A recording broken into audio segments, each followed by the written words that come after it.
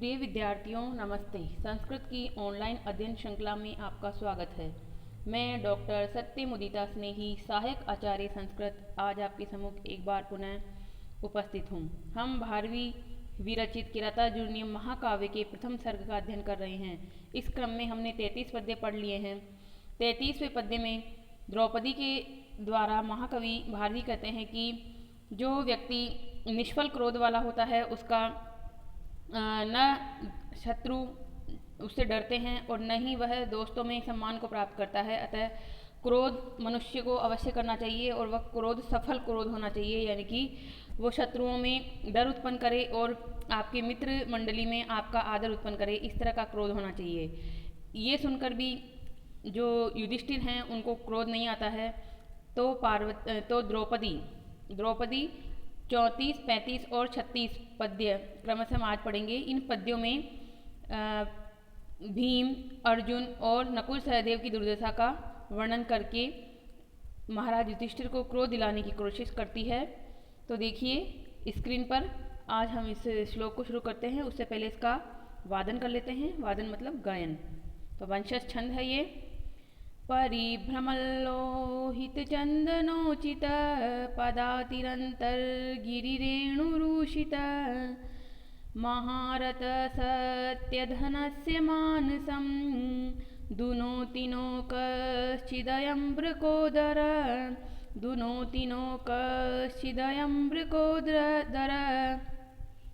तो देखिए यहाँ पर वृकोदर है। वृकोदर किसके लिए आया है? भीम के लिए है।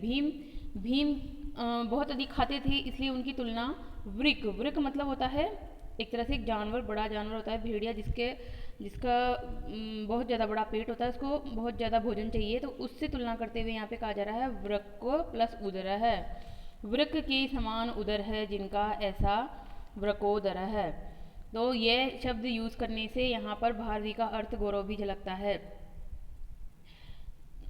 अर्थ गौरव मतलब दूसरा भी शब्द यूज कर सकते थे, परंतु इस शब्द को यूज करके उन्होंने यहाँ पर दो अर्थ बता दिए हैं कि जिसके उदर में समाने के लिए बहुत सारा भोजन चाहिए, परंतु यहाँ जंगल में घूमते हुए भीम की भूख की तृप्ति भी नहीं हो पा रही है और वह भूख के मारे इधर उधर फिर रहा है, वृकोदर है। तो देखिए क्या है इसमें मुख्य बात।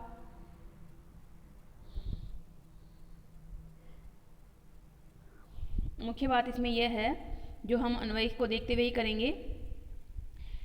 सत्य धनस्य मानसम कश्चित नो दुनोति। सत्य धनस्य, सत्य धन किसके लिए आया है? युधिष्ठिर के लिए आया है।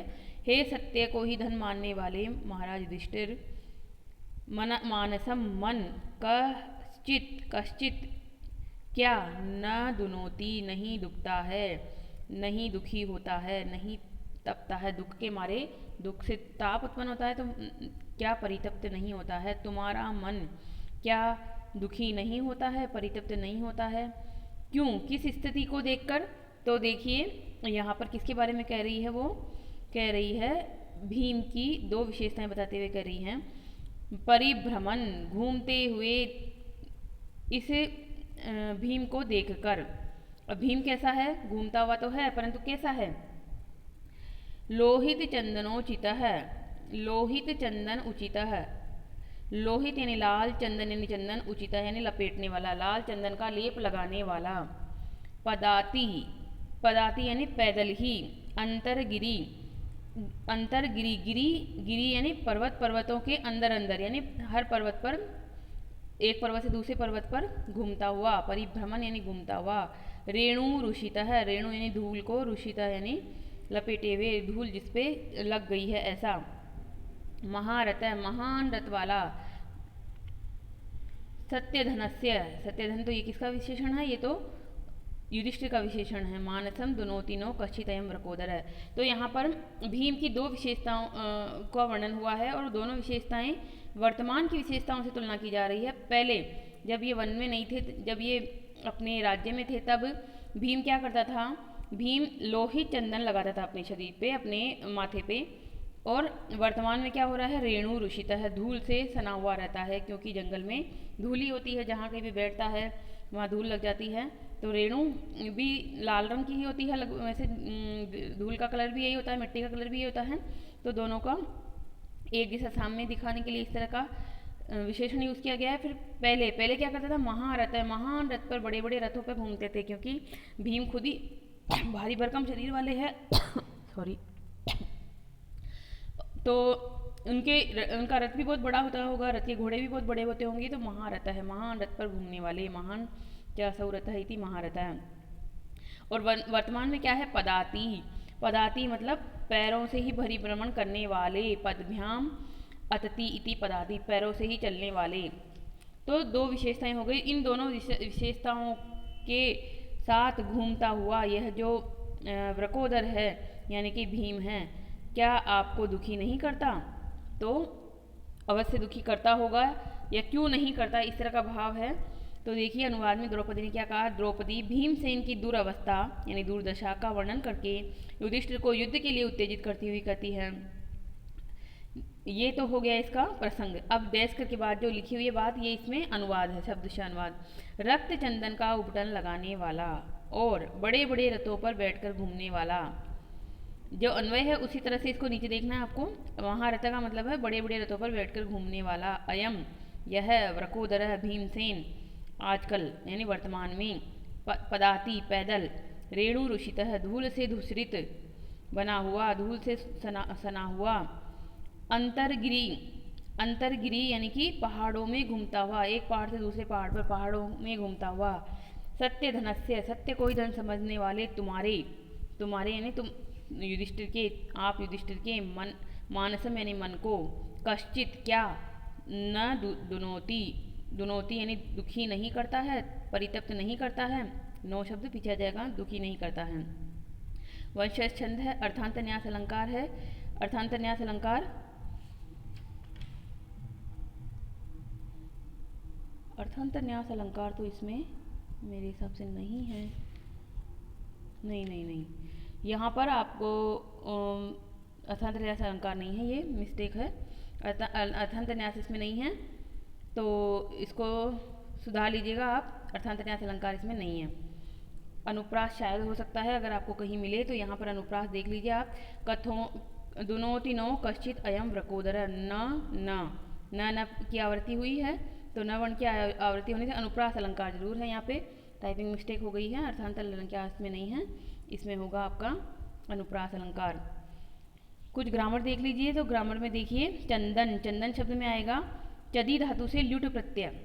उसके बाद महारथ बताया मैंने, महान रथ यस्य स महारथ, बहुव्रीहि समास।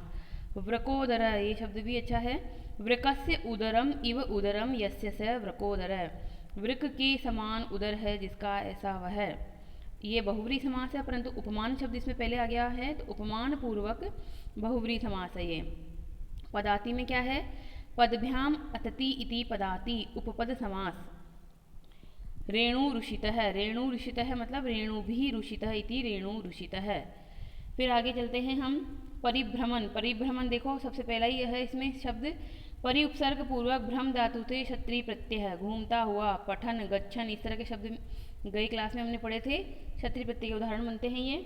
सत्य धनस्य, सत्य धन आया है युधिष्ठिर के लिए, सत्यम धनम यस्य स सत्य धन है, तस्य सत्य धनस्य, बहुव्रीहि समास। मनस, मनस शब्द से अण प्रत्यय लगता है तो मानस बन जाता है, और ये जो अण प्रत्यय लगा है ये इसके स्वार्थ में ही है, यानी अपने अर्थ में ही, मन है एवं मानसम, मन ही, मन को ही मानस कहते हैं, और अण प्रत्यय लग के मनस शब्द में अण प्रत्यय लगे मानस बन जाता है। तो अलंकार यहाँ पर अनुप्रास अलंकार है, अर्थांत न्यास नहीं है। कश्चित नो दुनोति, तो नो दुनोति, न दो बार आ गया, इसलिए कर लीजिए आप इसको अनुप्रास अलंकार। आगे चलिए अगले श्लोक पे।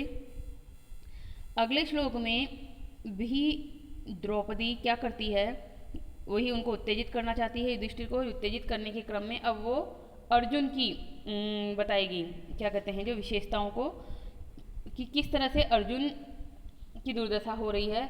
तो देखिए आप इसको समझने से पहले पिछले वाले श्लोक में एक बात और जान लीजिए, वृकोदर शब्द से अर्थ गौरव की प्रतीति हो रही है, और जो वो भीमसेन थे वो गृह मंत्री हुआ करते थे। गृह मंत्री की शोभा ऐसी होती है जैसे राजा की ही हो, तो वो जो शब्द आया था महारथ है, महान रथों पे घूमने वाले, बड़े बड़े रथ पे घूमने वाले, तो इससे उनकी गृह मंत्री होने से उनका वो पद था और पद के अनुकूल ही उनकी शोभा थी, और वर्तमान में उनकी शोभा में कमी आ गई है। किस तरह से वो भूख को शांत करने के लिए एक वन से दूसरे वन में भटक रहे हैं, उनकी भूख की भी तृप्ति नहीं हो रही है, खाने के लिए भटक रहे हैं कि एक वन में उनके लिए पर्याप्त कंदमूल फल नहीं मिलते तो जगह जगह जाके अपने लिए खाना जुटाते हैं, खाते हैं।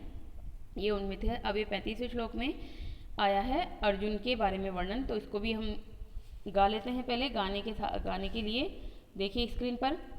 विजित्य य प्राज्यमयच्छदुत्तरान्, विजित्य य प्राज्यमयच्छदुत्तरान्, कुरु न कुप्यं वसुवासवोपमा, कुरु न कुप्यं वसुवासवोपमा, सवल्कवासांसि तवाधुना हरन्, सवल्कवासांसि तवाधुना हरन्, करोति मन्युं न कथं धनञ्जय, करोति मन्युं न कथं धनञ्जयः। धनञ्जयः, धनं जयति इति धनंजय, धनंजय है ये किसका, ये अर्जुन का पर्यायवाची रूप है, धन को जीतने वाला, क्योंकि वह दिग्विजय पर निकलते हैं और आस पड़ोस के राजाओं को जीतकर धन को लेकर आते हैं। तो धन को जीत लिया है जिसने, यानी कुबेर, मानो धन के देवता कुबेर को ही जिसने जीत लिया है। तो यहाँ पर भी वही स्थिति है कि अर्जुन के दो विशेषण बताएंगी, वह कि वर्तमान में कैसा है और पहले कैसा था। तो यहाँ पर आप देखिए, सबसे पहले उसमें चलिए अन्वय में नीचे वाली लाइन पे चलिए। वल्क वासांसी आहरन मन्युम कथम न करोति, किसको, तव, तुमको, तव यानी कि युधिष्ठिर को कह रही है द्रौपदी तुमको। वल्क वासांसी आहरन, वल्कल वस्त्रों को लाता हुआ, आहरन यानी इसमें भी क्षत्रिय प्रत्यय है, आ उपसर्ग हिरी धातु क्षत्रिय प्रत्यय लाता हुआ। मन्युम, क्रोध को, कथम न करोति, क्यों उत्पन्न नहीं करता है, तुम्हें क्रोध क्यों नहीं दिलाता है। कौन, यह धनंजय यानी यह अर्जुन। वल्क शब्द जानते हो आप, वल्क कहते हैं वस्त्र, ये पेड़ों की छाल को कहते हैं वल्क, और उनसे बने हुए वस्त्रों को कहते हैं वल्कल। तो यहाँ पे वल्कल वस्त्र को लाता हुआ। मन्यु, मन्यु क्रोध है, पिछले 3-4 श्लोकों से ये प्रसंग आ रहा है। एक जगह आया था कि अबंध्य कोपस्य शब्द, तो वहाँ पे कोप शब्द था। फिर यहाँ पर है मन्यु, ये भी क्रोध के लिए है। एक और आया था पीछे, अमर्ष शून्य जनन से जंतुना, अमर्ष, अमर्ष भी क्रोध का पर्यायवाची है। तो यहाँ पे क्रोध, क्रोध की बात हो रही है। इसी क्रम में वो कह रही है कि आपको क्रोध क्यों नहीं आ रहा है, इसकी दुर्दशा देखकर अर्जुन की। तो अर्जुन जो हैं उनको कहा गया है वासवो उपमा है, वासव उपमा है, वासव, वासव यानी इंद्र, इंद्र के समान उपमा वाला, यानी इंद्र के समान जो तेजस्वी है, प्रतापी है, बलशाली है। तो आपको ये पता है कि अर्जुन को इंद्रपुत्र भी कहा जाता है, क्योंकि ये जो 5 पांडव हैं ये 4 देवताओं की संतानें हैं। युधिष्ठिर, धर्मराज, जो युधिष्ठिर कहे जाते हैं वो धर्म के देवता धर्मराज की संतान हैं, भीम वायु की संतान है, और अर्जुन इंद्र की संतान है। ये तीनों हुए थे किनके, कुंती के। कुंती को ये वरदान था कि वह जिस भी देवता को आह्वान करे उनको बुला ले और उनको आशीर्वाद के रूप में जो पाना चाहे वो प्राप्त कर ले। तो इस मंत्र का प्रयोग करके कुंती ने 3 पुत्र अपने लिए प्राप्त किए, और माद्री, आपको पता है पांडु, महाराज पांडु की एक और पत्नी थी माद्री, माद्री के जुड़वा 2 पुत्र हुए थे, नकुल और सहदेव। तो वो किससे हुए थे, अश्विनी पुत्रों से उत्पन्न हुए थे। तो इस प्रकार से यहाँ पर इंद्र की समान जिनको बताया जा रहा है, तो जो पुत्र होगा तो पिता का अंश उसमें आएगा ही, इसलिए पिता के अंश के रूप में यहाँ पर इंद्र को बताया जा रहा है। इंद्र के अंश के रूप में उन्हीं से उपमा देते हुए अर्जुन को बताया गया है। तो अर्जुन को वासव उपमा भी कहा जाता है। तो वासव उपमा है यह धनंजय, वासव के समान उपमा वाला यानी इंद्र के समान यह जो धनंजय यानी अर्जुन, धन को जीतने वाला अर्जुन। उत्तरान कुरून विजित्य, उत्तर कुरु प्रदेश को जीत करके, उत्तरान कुरून, उत्तर कुरु, उत्तर कुरु क्या है, कुरुक्षेत्र था उस समय, इंद्रप्रस्थ हस्तिनापुर यानी कि वर्तमान दिल्ली वाला प्रदेश था। अभी उत्तर कुरु, जब महाराज युधिष्ठिर का राजसूय यज्ञ हुआ था तब उस समय विदेश मंत्रालय का प्रभार था अर्जुन के पास, और उन्हें सीमाओं में उत्तर दिशा की ओर दिग्विजय के लिए भेजा गया था। और वो दिग्विजय करके सभी राजाओं को हरा करके बहुत सारा धन अपने साथ लेकर आए थे। तो उत्तरान कुरून विजित्य, उत्तर कुरु प्रदेश के राजाओं को जीत करके प्राज्यम अकुप्यम वसु अयच्छत। प्राज्यम यानी बहुत अधिक, अकुप्यम, अकुप्यम शब्द को भी समझाऊंगी मैं। अकुप्यम यानी कि सोना चांदी इत्यादि, वसु धन, अयच्छत आपके लिए लाता था, आपको देता था, आपको प्रदान करता था। सह वही अर्जुन अधुना इस समय, तब तुम्हारे लिए, वल्क वासांसी आहरण वल्कल वस्त्रों को लाता हुआ, मन्यु कथम न करोति, क्रोध क्यों उत्पन्न नहीं करता है, तुम्हें क्रोध क्यों नहीं दिलाता है। तो यहाँ पर देखो 3-4 विशेष बातें आपको लिखनी है। वासव उपमा में आप बता दोगे कि किस तरह से इंद्रपुत्र होने से इनकी उपमा वासव से दी जाती है, यानी इंद्र से दी जाती है। फिर आता है आपका उत्तरान कुरुन। तो उत्तर कुरु प्रदेश पर भी आप एक टिप्पणी लिखिएगा कि उत्तर कुरु प्रदेश किसे कहते हैं। वर्तमान में जो गढ़वाल है, गढ़वाल के उत्तरी भाग से लेकर मंगोलिया आदि हूण प्रदेश उत्तर कुरु प्रदेश कहलाते हैं, जिसमें मंदाकिनी, चैत्ररथी आदि नदियाँ बहती है। उत्तर कुरु प्रदेश जो हिमालय के उस पार तक फैला हुआ था। आपको पता है कि मंगोलिया के और पहाड़ी जो क्षेत्र के लोग होते हैं वो वैसे ही बहुत बड़े विजेता होते हैं, आक्रमणकारी होते हैं। तो ये इसने हिमालय पार तक जाकर उनको जीता था और उनसे जो भी धन प्राप्त किया गया था उसे लाकर राजा के चरणों में डालता था, क्योंकि महाराज तो युधिष्ठिर थे और महाराज के लिए ही ये जीत के लिए निकलते थे। महाराज के हेतु दिग्विजय इन्होंने की थी। और इसी उत्तर कुरु प्रदेश को ब्रह्मांड पुराण नाम का एक पुराण है, उसमें हरिवर्ष कहा जाता है। तो ये इस पे हो गई टिप्पणी आपकी कि उत्तर कुरु प्रदेश क्या होता है। अब अकुप्यम शब्द को समझिए। कुप्यम, कुप्यम का मतलब होता है साधारण, जो साधारण हो, यानी कि तांबे आदि से बने हुए सिक्के, तांबे की वस्तुओं को कुप्य कहते हैं। और अकुप्यम, न कुप्यम इति अकुप्यम, नए समास हो जाएगा। तो जो कुप्य नहीं है, यानी कि सोना चांदी हीरे जवाहरात इत्यादि अतुल असाधारण धन को कहते हैं अकुप्य। तो इन दोनों को आपको विशेष में बताना है और समझना भी है, याद भी रखना है कि क्या होता है। ऐसे धन को जो अयच्छत आपको प्रदान करता था, अयच्छत अपठत अगच्छत ऐसा रूप चलता है लंग लकार में, प्रथम पुरुष एक वचन में। तो ये दा धातु से बनता है, पर दा को यच्छ आदेश हो जाता है तो अयच्छत हुआ। तो अब आपको ये श्लोक बिल्कुल क्लियर हो गया होगा। यहाँ पर भी अर्थ गौरव है भारवी का कि उन्होंने धनंजय शब्द का यूज़ किया, किसके लिए, अर्जुन के लिए। चाहते तो अर्जुन ही लिख देते, कुछ और लिख देते, परंतु धनंजय में ये पूरी बात क्लियर हो रही है कि जो धनों को जीतता था, पहले धनों को जीतता था, दिग्विजय करके लाता था आपके लिए, और वर्तमान में वो आपके लिए वल्कल वस्त्रों को ला रहा है, यानी कि खाल, एक तरह से वस्त्रों की छाल को अपने कंधे पर टाँग के ला रहा है। एक तरफ गांडीव धनुष है, एक तरफ वल्कल वस्त्र टाँग के ला रहा है और आ रहा है। तो आपको उसको देखकर, दुर्दशा को देख करके आपको रोना नहीं आता क्या, आपको इसे पछतावा नहीं होता कि मेरे से गलत हुआ, या आपकी क्रोध की अग्नि भड़कती नहीं है कि अभी मैं बदला लूँ और अभी अपना राज्य वापस लेके अपने भाइयों और अपनी पत्नी वगैरह को सम्मानपूर्वक जीवन जीने का मौका दूँ। तो ये क्या है, ये है एक तरह से इंसान के स्वभाव को जानकर भारवी कहलवा रहे हैं द्रौपदी के मुख से। क्योंकि अब आप अपने घर में भी देखते हो कि माता पिता जो हैं वो अपने दुख को भुला देते हैं, अपने दुख में उन्हें कोई फ़र्क नहीं पड़ता, परंतु बच्चे अगर दुखी हों तो उन्हें दुख होता है। तो यहाँ पर द्रौपदी उनके छोटे भाइयों को, अनुजों को जो दुख हो रहा है उसका ध्यान दिलाते हुए कह रही है कि क्या आपको इनकी दशा को देखकर भी दुख नहीं होता, अपनी दशा तो आप सहन कर लेंगे, सर्दी गर्मी बरसात सब जैसे भी रहना है रह लेंगे, जो भी खाना है खा लेंगे, पर अपने भाइयों की दशा तो देखिए, उनके लिए तो कुछ उद्योग करिए, कुछ परिश्रम करके अपना राज्य वापस लीजिए।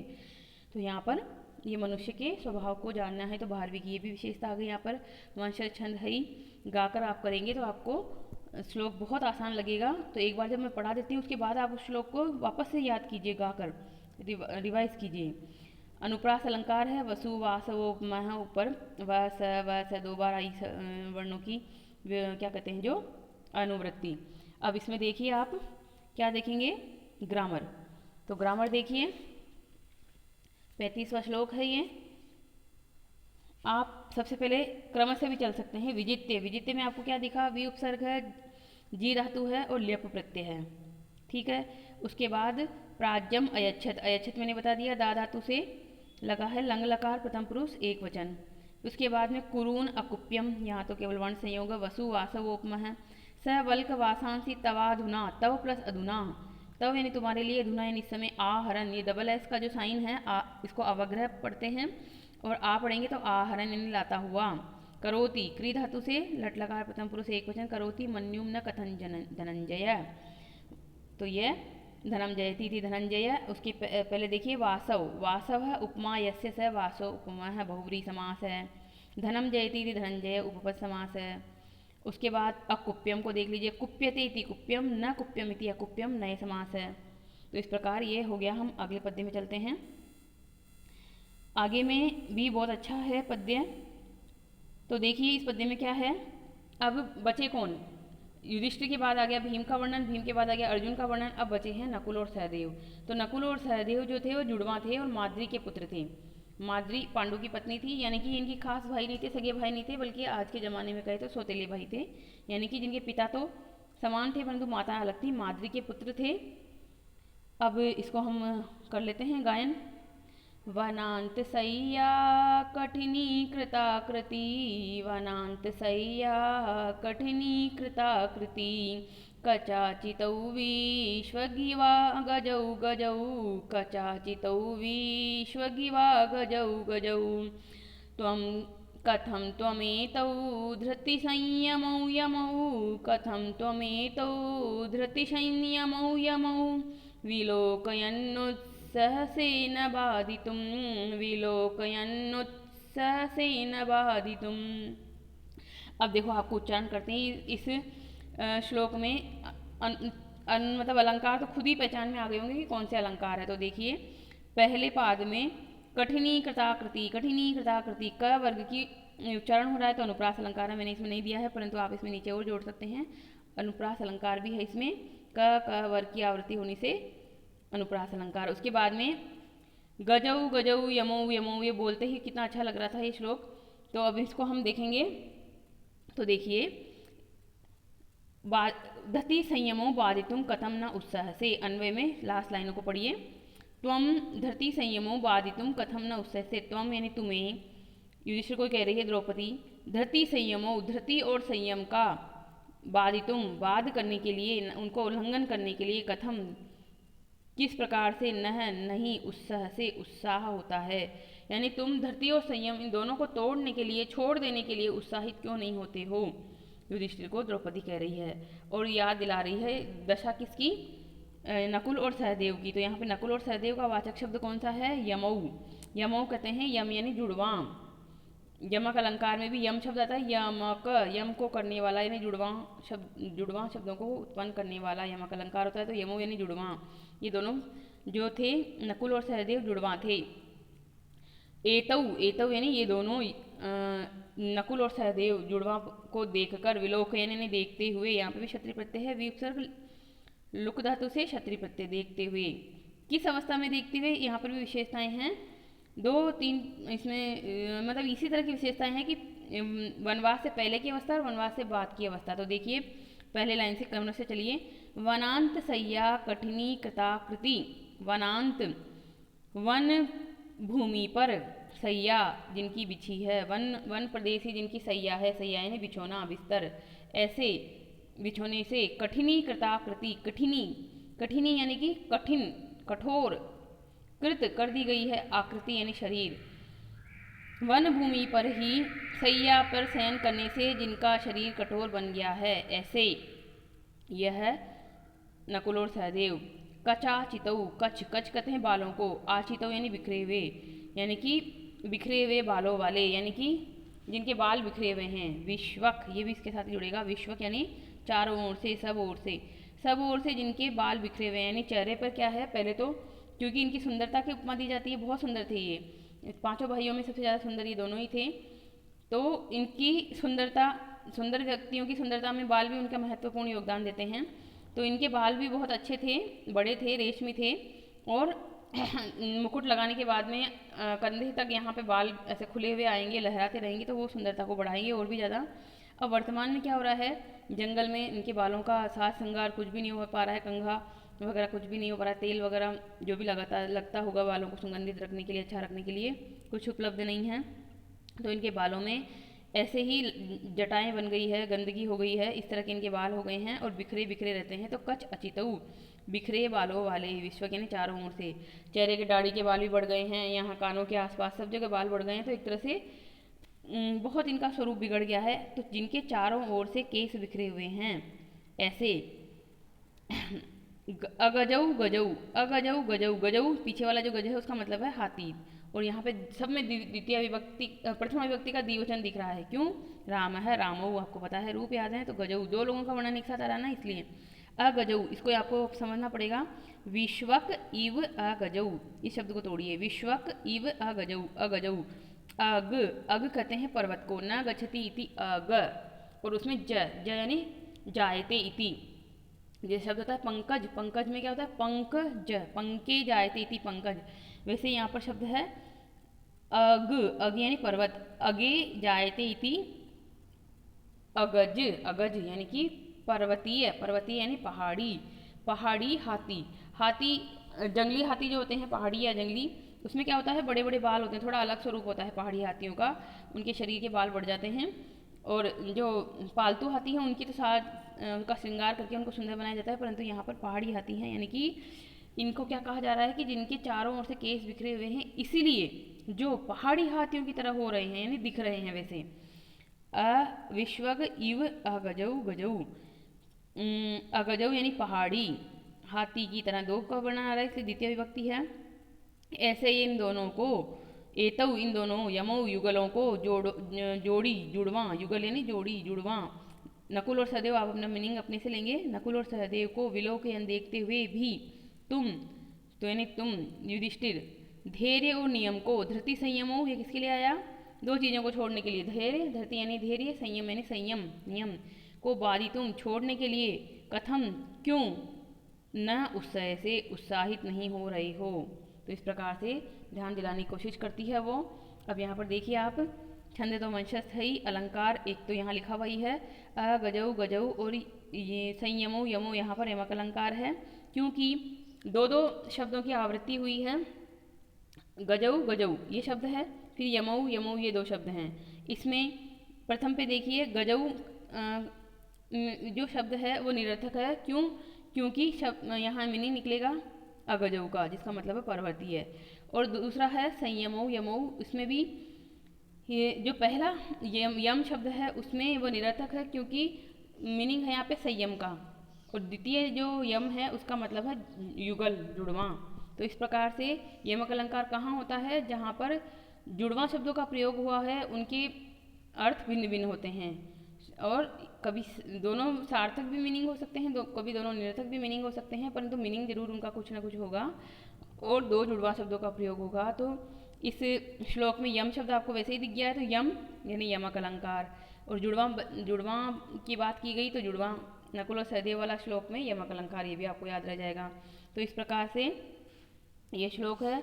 अब इसमें भी हम ग्रामर देख लेते हैं। तो ग्रामर देखिए आप, अकठिनी कृता कृति, तो अकठिना कठिनी कृता इति कठिनी कृतः। चुई एक प्रत्यय होता है, चुई प्रत्यय में क्या होता है?